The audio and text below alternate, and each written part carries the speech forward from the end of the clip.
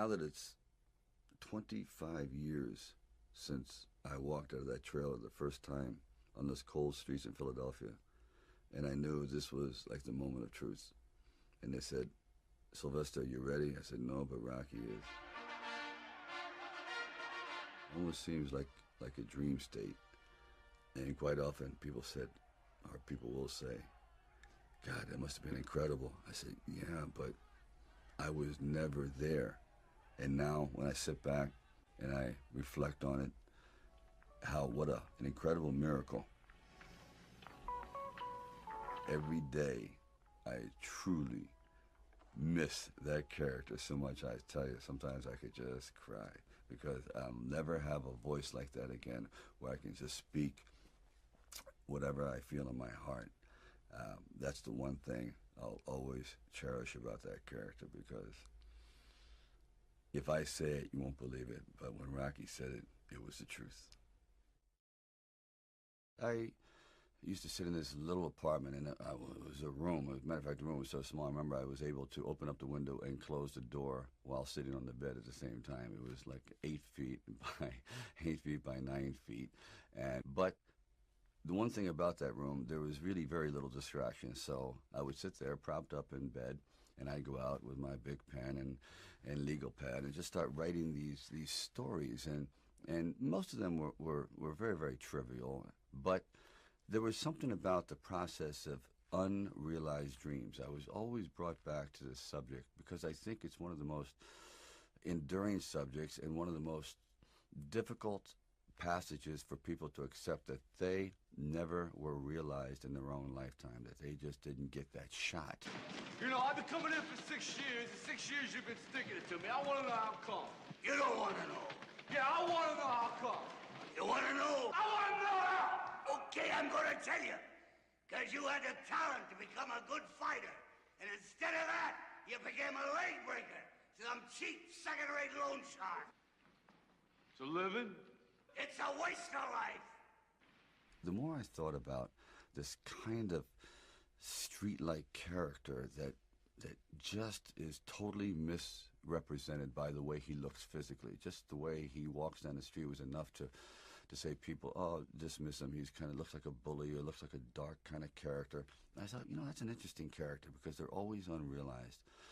Well, that festered in my mind for quite a while, and then eventually, after Lords of Flatbush, I decided it was a time to come to California. So I went to California, and I moved in the Valley, and things weren't going very, very well there. As a matter of fact, I had to go out and try to sell my dog because it was either do that or he just was not going to be very well fed around the house. And then one night, I went to see Muhammad Ali fight Chuck Wepner. We want to be free! We got to be free! Everybody said free! Wepner not concerned with the left jab at all. He just takes the... And what I saw was pretty extraordinary. I saw a man they called the Bayonne Bleeder, who didn't have a chance at all against, you know, the greatest fighting machine, supposedly, that ever lived. Body back and slips a punch to his left. Oh! A vicious shot to the rib of Muhammad Ali, and what a surprise! Chuck Wepner against the body. And for one brief moment, this supposed stumblebum turned out to be magnificent in the fact that he lasted and knocked the champion down. I said, boy, if this isn't a metaphor for life. His entire life crystallized at that moment. He will be remembered for all eternity, at least among the fight fans. He did something extraordinary. I said, now that is probably what I need as a catalyst for an idea. A man who's going to stand up to life and take one shot and maybe go the distance. So I started to write. And it was one of those writing frenzies. And 3 days later, I came up with the script of Rocky. Now, the script by no means was a finished piece of material. It was probably about 90 pages, and maybe 10% of it remained in the final script, but it was done. Originally in Rocky, the film was very, very dark because filmed at that time, the anti-hero was, I guess, the favored kind of character of the day. And I pretty much wrote the original one to be like that. The character was very dark. As a matter of fact, he throws the fight at the very end, and Mickey himself turns out to be this very angry, racist man, and the reason actually Rocky throws the fight because he didn't want to be involved in this kind of world. He said, you know, I'd rather be who I was and to just have all this hatred around me and so on.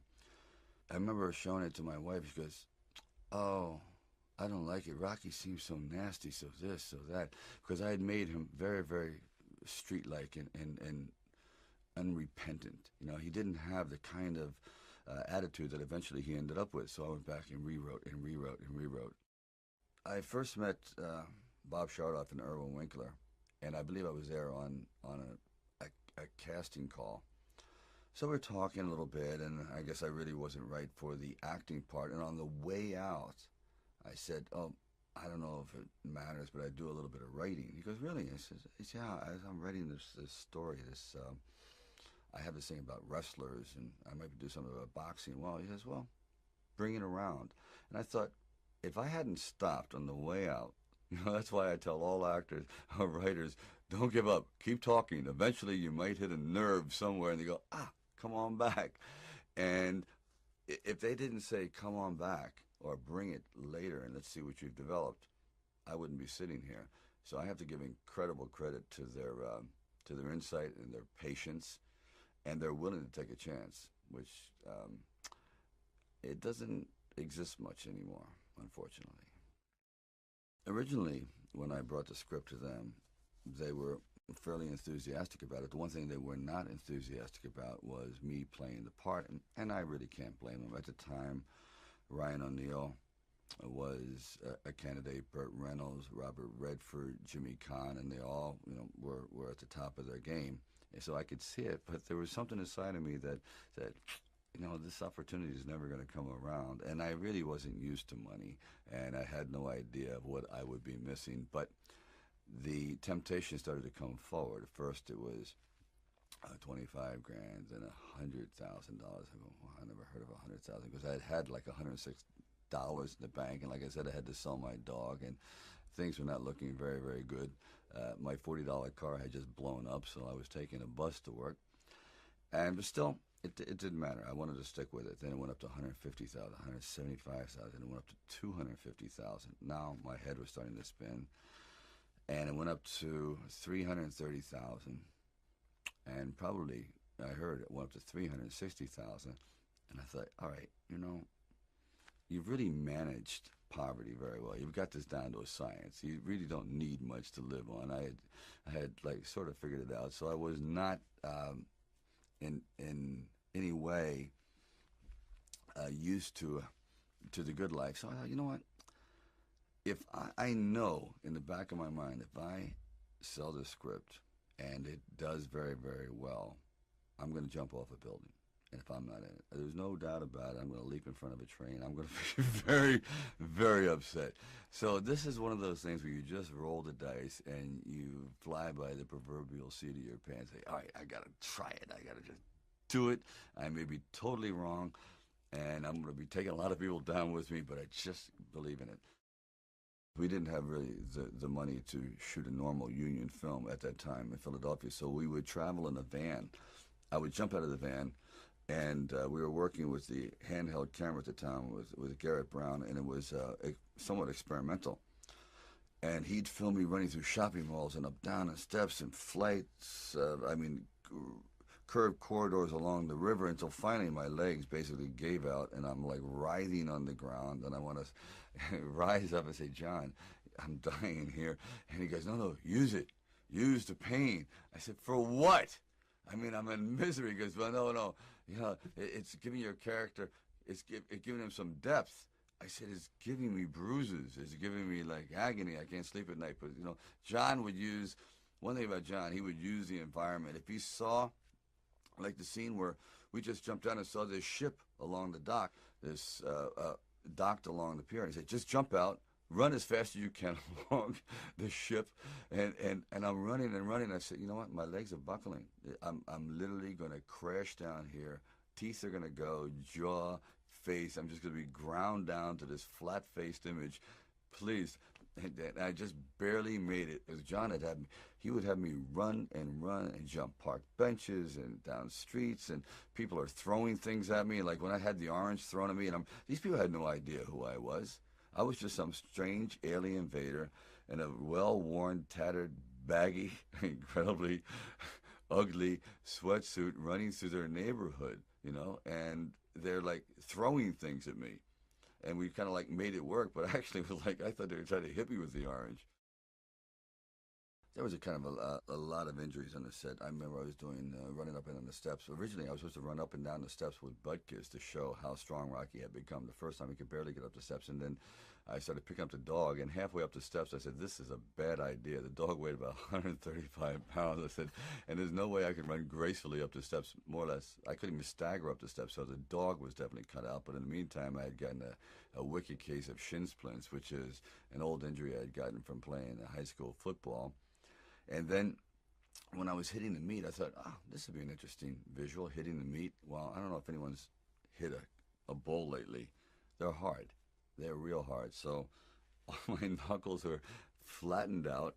They just became, I guess, kind of like, well, I don't know what they're good for anymore. I guess, kind of like a table leg now. They're pretty flat. They're pretty even. They really don't function as a hand much anymore. But these are all somewhat of the memories of, and the broken finger that I was using with Adrian. I said, okay, I'll just like take all the injuries in the movie and somehow work it in. Also in the movie, there was, we couldn't afford many people, so I tried to get as much help from friends, from my brother who plays a street corner singer, and my father who's a bell ringer. As I said, my dog is in it. Even my wife, my first wife, was the set photographer, but I think she shot a total of maybe 100 pictures because the budget was really, really tight. And actually, it was probably the best set photographer I've had in a long time because all those pictures are great.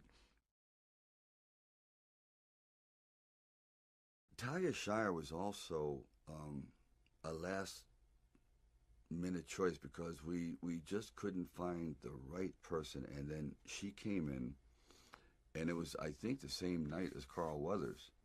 Very, very, I think it was. And she came in, and we just read, and I felt the earth move. I really felt a tremendous vitality and kinship. I mean, I loved her. I really, really loved her. I just loved the way she looked and the way her hair fell and this timid, fragile creature. I said, it was just incredible, and the perfect voice.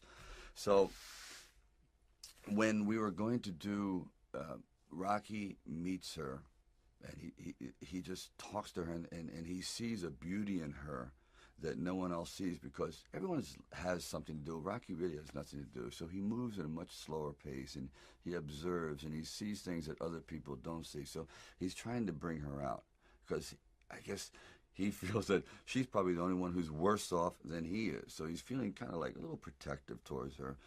And the sequence where we're supposed to go ice skating, originally that was written for 300 extras, and it was a big deal.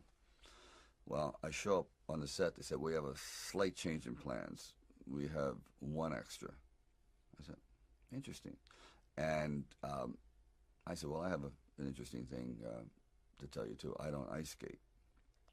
I don't know why I wrote it, but I thought it'd be interesting. So here we are with an empty arena, and I don't really skate at all. So I decided I was going to run on ice, and she says she skates, but if you watch her ankles are falling in, and she's barely holding on, and Rocky's trying to explain his life, looking cool, and he looks like so foolish, but she doesn't care. And where they really come together at that moment when he goes, my father said I wasn't born with much of a brain.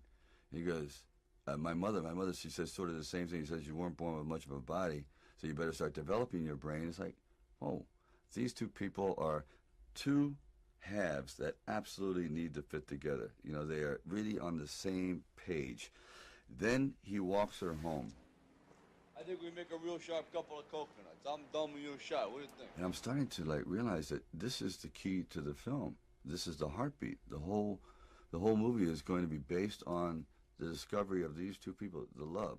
She goes upstairs, And now she's like terrified because this is not exactly what you call a swinging bachelor apartment. And the moment when he gets her to that door, all of a sudden the whole facade changes. He no longer looks like this terrifying guy. He goes, would you take off your glasses? And she really looks, if you ever watch that scene closely, you'll never see better responding by an actress to an awakening inside of like really feeling like someone truly loves her. That it's like she's dying. She's never felt this before. And coming from this man who is, this physical kind of specimen, the last kind of guy she ever imagined herself being with, it just, I disappear in that scene. She is just off the chart. You don't have to kiss me back if you don't want. I don't want to kiss you.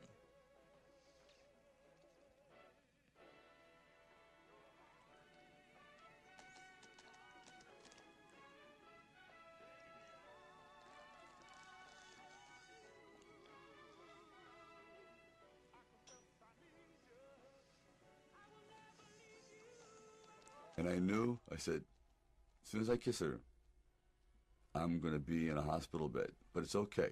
I knew I was going to have it. It's like, here comes the flu. And anyway, I come together and I kiss her and we go down to the floor. I don't know if I could ever have a scene that had more love than I'll ever do in it. And even though I got the cold, I'm over it, Talia. It's okay.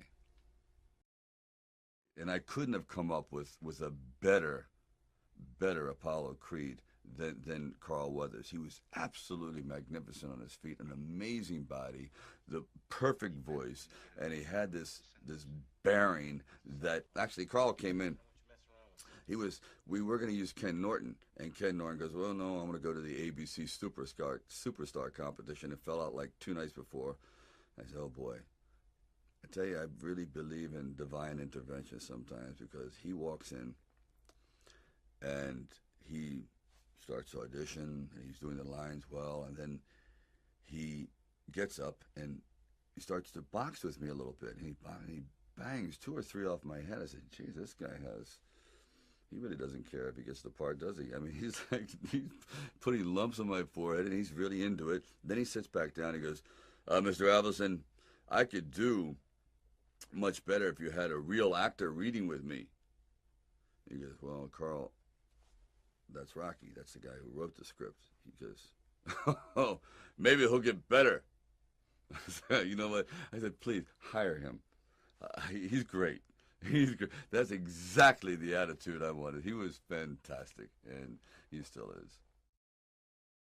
I remember I was taking the ride across country because I couldn't afford an airline flight, and I'm on the train for like 3 days with the dog Butkus. And Butkus at that time had this terrible flatulence problem. He had this gas, and so he was gassing me across the entire country. I couldn't believe it. It got to the point where I said, Butkus, one of us has got to go. No one's going to sit in the car with us. I couldn't breathe. I said, I'm trying to concentrate on the character of Rocky. Is this foreshadowing? Is this dog telling me exactly how this film is going to come out? A stinker? I don't know. I'll never forget. I was like, the train pulls into Arizona, and it's like 4 o'clock in the morning. I said, I got to do it. So I picked up Butkus in a bear hug and tried to get him to go to the bathroom. And people said, why are you squeezing your dog? I said, you don't understand. It's a matter of survival. And anyway, he didn't. And again, it was a very, very smelly experience until I got to Philadelphia. And then he gets right to the hotel where I'm staying and decides to let it go and literally built a pyramid. It was the most unbelievable thing. I said, you know what? This dog has got to be in the movie. There's no question about it. There's somehow, I don't know what, but any dog that can do that has star quality or is extraordinary. And that's how Butkus got in the movie. He and I, we kind of like lived together. He was the one that I would bounce ideas of. When I'm sitting there at 3 o'clock in the morning writing, I say, what do you think about that? Obviously, he would say nothing, so he's a perfect writing partner. And anyway, that's the story of me and Butkus.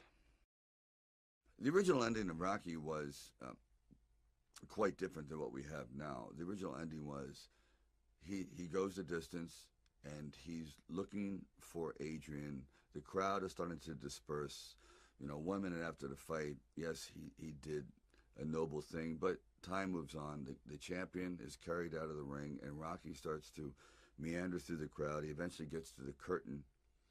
He pulls back the curtain at the back of the arena and sees Adrian, and she gives him a slight hug, and he picks up this small pennant like a flag, and hand in hand they start to walk back to the locker room. There's no one talking to him anymore. There's just trash strewn everywhere, and it's just these two solitary figures moving off into the distance, off into being anonymous forevermore. But they just had that moment, and all he could think about was how much he loved her and just getting back to his life again, the real life. And it just didn't seem very, very satisfying. So after we had done that, and that was the poster shot, we thought, boy, wouldn't it be interesting to catch a man's moment, a man's life at the quintessential seminal moment. So we went back, and I have friends in the scene. I have producers in the scene. We had about 30 people. We only had the money to do like 1/4 of the ring, so just a little corner. And you see these people going around in a circle, milling around, and crowds, and Rocky's going, just get everything out of my face. And he's yelling for Adrian, Rocky, Adrian, Rocky. And they had someone, as Adrian is running to the ring, again, very, very tight, they had like fishing line connected to her hat, and they pull her hat off. So, because I thought, wouldn't it be interesting that the first thing Rocky says when she comes into the ring is like, "Where's your hat?" I mean, he's so into her, into like the way she looks, and that he doesn't care that his eyes are swollen shut, his hands are smashed, and that he's done the greatest thing in his life. He doesn't say, "Look at me." He goes, "Where's your hat?" And he's like, "I love you." He goes, "I love you too." Yeah, I mean, the visuals working, the sound is working, the body movements are all coming together at this absolute peak. And right there, when I embrace her, I was sitting with John Avildsen, and we froze right on the single frame when he is looking elated, and he has her in his arms, and it's just this look of ecstasy. And the next frame, it went like, it just deflated. I said, there it is. From that moment on, it's all downhill. I mean, how we all hit this absolute maximum of elation and celebration, and that can only be sustained for like just an infinitesimal moment in time. And if you can you imagine how great it would be just to freeze on that moment? And that's how we froze Rocky. That the original Rocky, he went out at the height. His life will never be more rewarding or more important or more valid than that second. And it was a very, very difficult thing to do. I've been trying to do it in films ever since, to bring all those three elements together at the exact instant is it was like a minor miracle.